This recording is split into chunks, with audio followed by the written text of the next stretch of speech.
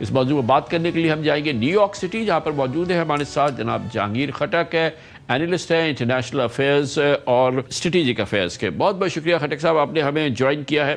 یہ فرمائیے گا کہ آبویسلی ایک بیک گراؤنڈ بڑا امپورٹنٹ ہے، جو زوران ممدانی کی الیکشن کیمپین جب وہ میئر کے لیے الیکٹ ہوئے، اور آبویسلی پورا نیو یارک شہر جو ہے وہ اس نے ان کو بیک کیا، بڑی اس کی سپورٹ ان کو حاصل ہے۔ لیکن اس کے باوجود آپ کو کیا لگتا ہے کہ جب نیتن یاہو آئیں گے نیو یارک جنرل اسمبلی کی سیشن میں شرکت کے لیے، آپ کے خیال میں اس وقت ایک بڑی کوئی کنٹروورسی جنم لے گی، اور ایک براہ راست ہم ایک کنٹروورسی کانفلکٹ دیکھیں گے between Netanyahu and mayor Mamdani? بہت شکریہ خان صاحب۔ دیکھیے، جو کنٹروورسی ہے وہ تو پہلے سے شروع ہو چکی ہے۔ جس طرح آپ نے بھی یعنی ان کے جو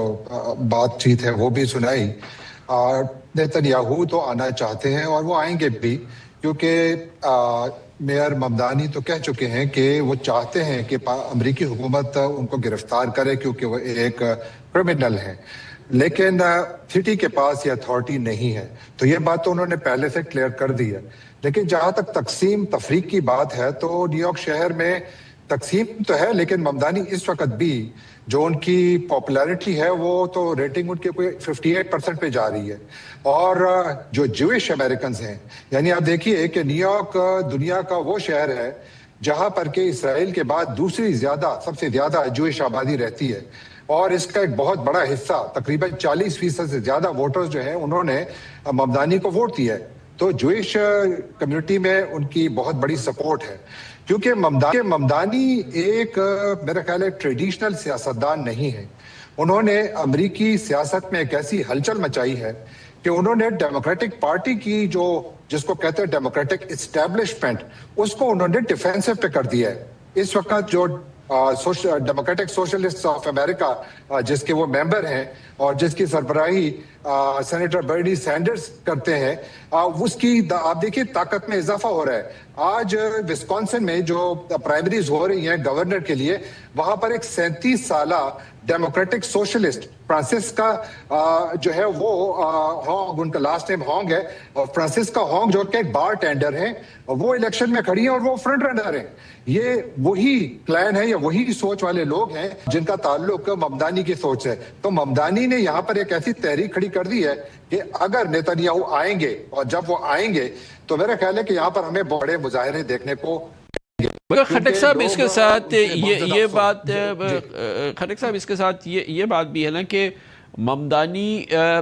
پہلے ہی اسٹیبلش کر چکے ہیں وہ کہ for example new York city جو ہے وہ ایکچولی obviously وہاں پہ ایک بڑی تعداد میں جوئش آبادی ہے، لیکن وہ پرو اسرائیل یا پرو نیتن یاہو نہیں ہے۔ دوسری جانب آج نیتن یاہو اس جنگ میں پہلی بار جو ہیں اس کے بعد جو ہے پہلی بار واشنگٹن آئے ہیں، اور اس وقت آئے ہیں جب خود U S administration including president Trump اور وائس پریزیڈنٹ وانس نے ان کے بارے میں بہت ہی سیریس ایلیگیشن لگائے کہ وہ جنگ کو پروموٹ کر رہے ہیں، انڈرمائن کر رہے ہیں یو ایس کے سسٹم کو، اور بہت ہی سیریس چارجز لگائے۔ لیکن اس کے باوجود ان کو وائٹ ہاؤس میں ویلکم کیا جا رہا ہے، اور اس وقت جب کہ خود پریزیڈنٹ ٹرمپ جو ہیں وہ اپنی غیر مقبولیت کی حد کو پہنچے ہوئے ہیں، شاید امریکہ کے تاریخ کے سب سے غیر مقبول صدر ہوئے ہوئے ہیں، اور اس میں ایک معاملہ جو ہے وہ ایران سے جنگ ہے، اور ایک معاملہ یہ ہے اس کے ساتھ ہی کہ اس جنگ میں اسرائیل نے اور نیتن یاہو نے ٹرمپ کو اور امریکہ کو دھکیلا ایران کے ساتھ۔ اس پورے پس منظر میں یہ جو آج کی ڈیولپمنٹ ہے اس کو آپ کیسے دیکھ رہے ہیں؟ میرا خیال ہے بہت اہم ہے، لیکن دو چیزیں ذہن میں رکھیے کامران خان صاحب۔ ایک تو یہ کہ اسرائیل اور امریکہ کا تعلق سب کو معلوم ہے، لیکن اسرائیل اور امریکہ کے تعلق کو ایران پر چڑھائی نے بہت زیادہ ڈیمیج کیا ہے، اور اس وقت اسرائیل ایک بڑی مشکل میں ہے امریکہ میں، کیونکہ جو اس وقت جو رپورٹس آ رہی ہیں وہ یہ ہیں کہ اسرائیل کے حوالے سے ریپبلکن اور ڈیموکریٹک दोनों पार्टियों के अंदर काफी ज्यादा तकसीम पाई जाती है। एक दौर था कि इसराइल के ऊपर लोग ब्लाइंडली, अगर सेनेट या कांग्रेस में कहीं पर भी यानी हाउस ऑफ रिप्रेजेंटेटिव में वोट होता था तो लोग ब्लाइंडली वोट देते थे। लेकिन आप देखिए कि अब लोग अपनी पार्टी रैंक्स को छोड़कर इसराइल के खिलाफ वोट दे रहे हैं, और खौफ ये है कि शायद अगले 2-3 इलेक्शन साइकिल्स में जब ये ओल्ड गार्ड्स जिन्हें कहते हैं दोनों पार्टियों के, ये जब अमेरिकी कांग्रेस से बाहर हो जाएंगे और एक नई पौध आएगी सियासतदानों की, तो वहां पर तो इसराइल के लिए काफी मुश्किल पैदा हो जाएगी। दूसरा यह है कि जो इस वक्त जंग जहां खड़ी है वहां पर भी अमेरिका और इसराइल के दरमियान इख्तिलाफात खुलकर सामने आए हैं। यानी नेतन्याहू तो चाहते हैं कि जंग जारी रहे, लेकिन ट्रंप चाहते हैं कि मजीद जंग जारी न रहे क्योंकि इसकी सियासी कीमत बहुत भारी होने वाली है। अमेरिका में खौफ यह है कि रिपब्लिकन पार्टी जो आइंदा नवंबर में होने वाले मिड टर्म इलेक्शंस हैं ये हार जाएगी, और अगर ये हार गई तो सदर ट्रंप खुद अपनी पार्टी के अरकान को बता चुके हैं कि आपको ये इलेक्शन जरूर जीतना है, क्योंकि अगर आप हारे तो मैं इम्पीच हो जाऊंगा। ये उनका ऑन रिकॉर्ड बयान है। तो इसलिए इसराइल यहाँ पर एक अमेरिकी सियासत में हमेशा से एक फैक्टर था, लेकिन इस मर्तबा और इस वक्त बहुत ज्यादा है। तो जो आज की मीटिंग है इसमें नेतन्याहू तो ये कह रहे हैं कि वो अमेरिका को प्रेस करेंगे कि जी आप जंग जारी रखें, लेकिन जो ट्रंप है उन पर यह जंग खत्म करने का प्रेशर बहुत ज्यादा है, और ये उनकी अपनी रिपब्लिकन पार्टी के अंदर से आ रहा है। तो इसलिए वो तकसीम जो रास्ते जुदा हो रहे हैं वो यहाँ पर ईरान के हवाले से तो बिल्कुल वाज़ेह है। खटक साहब ये बताइएगा, back to Mamdani, back to Zohran Mamdani and historic elections that won him New York city mayor, वो दुनिया का सबसे पावरफुल मेयर वो हैं। ये अमरीकी सियासत के रुख के हवाले से, और अब उनको एक तवील अरसा हो गया है, इस दौरान उन्होंने कैंपेन तो की थी गाज़ा की बुनियाद पर, उसके बाद ये जंग में झोंका अमरीका को इसराइल ने या नेतन्याहू ने, उसके बाद से इसराइल गैर मकबूल हो रहा है, अमरीका की जंग गैर मकबूल हो रही है। तो क्या इसके साथ साथ जो है जोरान ममदानी की सियासत या जोरान ममदानी वाली सियासत जो है, या वो जो सोच है या वो आइडियोलॉजी जो है, वो अमरीका में और जड़ पकड़ रही है और फैल रही है? बहुत ज्यादा।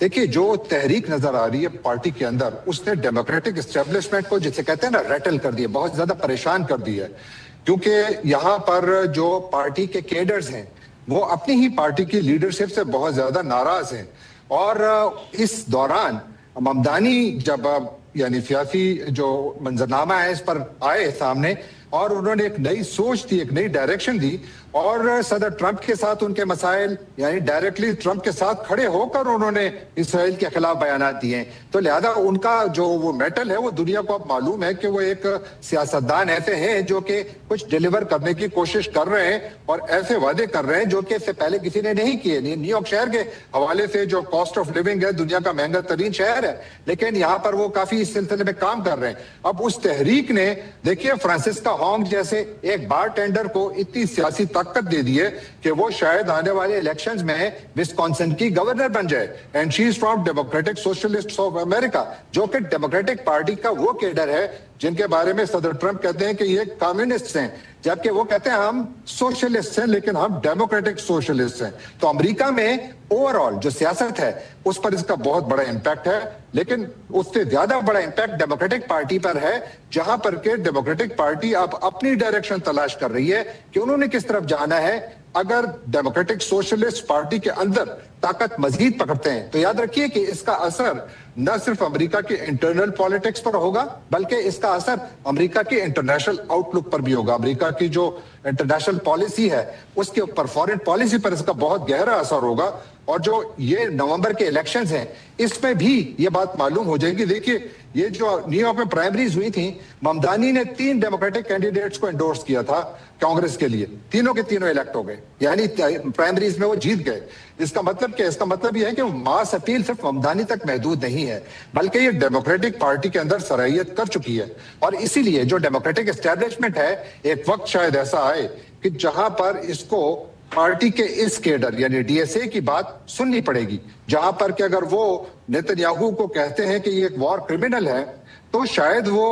نیتنیاہو کو گرفتار تو نہ کریں، لیکن اسرائیل کے حوالے سے وہ اپنی پالیسی ضرور تبدیل کریں گے، کیونکہ پالیسی میں اتنی تبدیلی آئی ہے خان صاحب کہ یہاں پر امریکہ میں ایک پرائمری میں ایک ریپبلکن کینڈیڈیٹ کھڑی ہوئی، اس نے الیکشن سے پہلے یعنی پرائمری سے پہلے اس نے ایک